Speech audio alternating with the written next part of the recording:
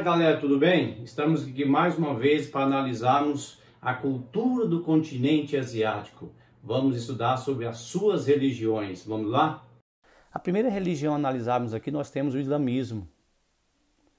O islamismo onde nós temos o Deus como Alá e o profeta como Maomé.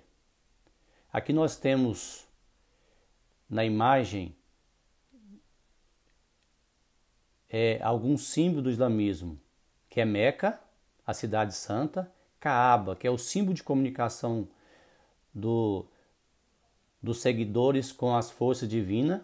Aqui nós temos o símbolo do islamismo, que é a lua crescente e estrela, que de uma certa maneira é um símbolo utilizado para eventos religiosos. E aqui nós temos uma seguidora, tá? Utilizando o livro sagrado. Algumas ideias, algumas regras para o islamismo. Orar 5 vezes ao dia, lembrando que voltado para Meca, jejuar no mês de Ramadã, que geralmente no mês de junho, e realizar o zakat, ou seja, a doação, dar esmola. Então, dar esmola para o islamismo é uma regra, não é simplesmente dar por dar, mas faz parte. E outra regra também do islamismo é que todo seguidor deverá ir pelo menos uma vez na cidade sagrada para eles, que é Meca, que é considerada uma cidade sagrada. Então você deve pelo menos uma vez na vida ir lá. E se você não tiver condições, você precisa pedir para que o Deus Alá ele livre dessa obrigação. E o profeta Maomé, que nós conhecemos a história, é que teria recebido essas regras. O judaísmo, também idêntica ao islamismo, é uma religião monoteísta, que tem como seu fundador, vamos dizer assim, a partir do momento que Deus convidou Abraão para que ele pudesse sair da sua terra, da sua parentela, e ir para uma terra que Deus estaria mostrando para ele, que é a terra prometida.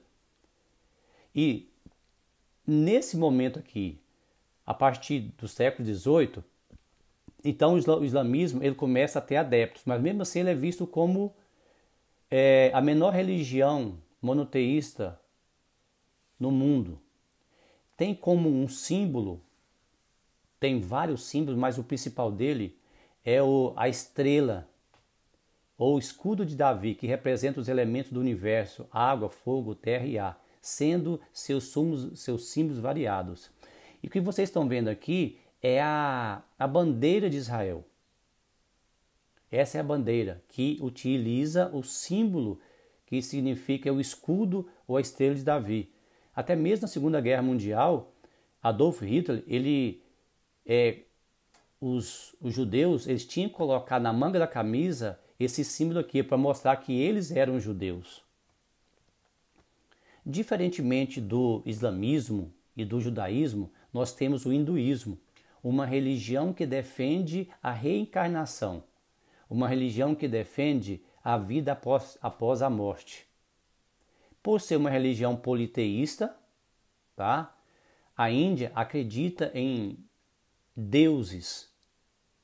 E aqui nós temos, ela surgiu por volta de 2000 anos na Índia, não tendo um fundador definido. E seus princípios fundamentais são Dharma, lei do universo, Samsara, o ciclo da reencarnação, Karma, a responsabilidade da vida anterior e assim por diante. As suas principais divindades nós temos aqui Brahma, Vishnu, Shiva e Shakti. Nós vamos estar vendo aí no próximo slide essas imagens, esses deuses, olha só. Aqui nós temos Brahma, que é o deus criador. Nós temos Shiva, o destruidor ou transformador. E Vishnu, que é o deus o preservador. Esses deuses, eles têm como finalidade atender todas as necessidades. Como se diz, para tudo tem um Deus. Apesar de um ponto interessante que vocês estão vendo aqui, ó, a suástica, quando você vê esse símbolo, você lembra da Segunda Guerra Mundial, Você lembra do nazismo, do Adolf Hitler.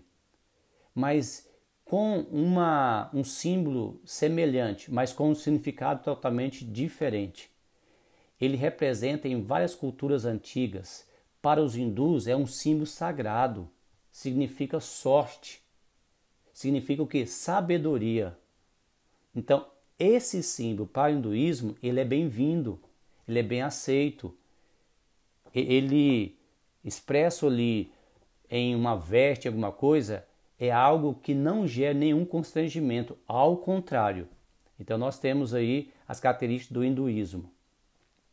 Um pouco parecido com o hinduísmo, nós temos aqui agora o budismo. Ele defende a reencarnação.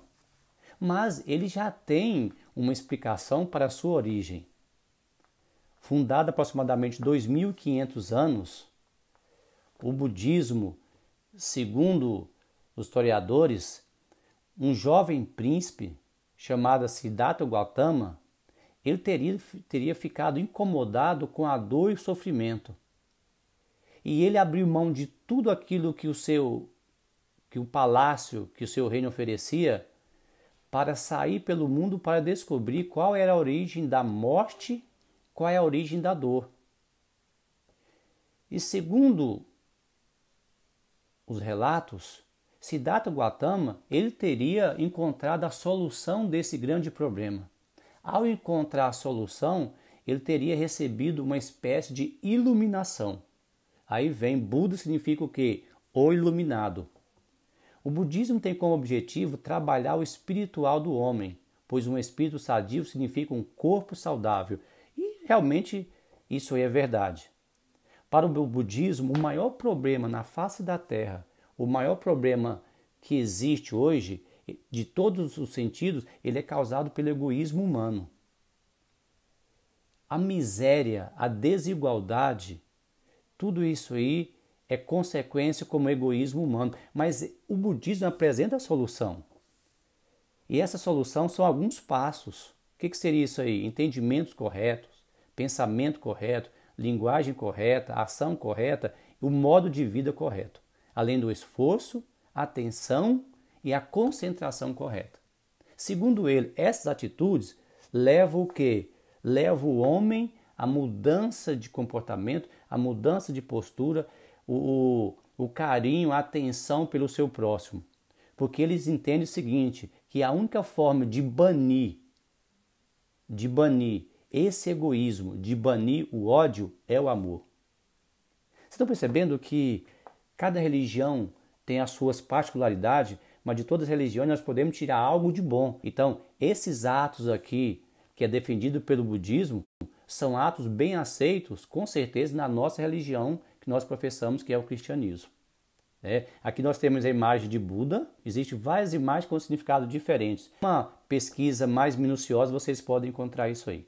Espero que isso contribua para o aprendizado de vocês, assim como as atividades que foram enviadas para vocês. Um abraço, até mais, tá? Tamo juntos.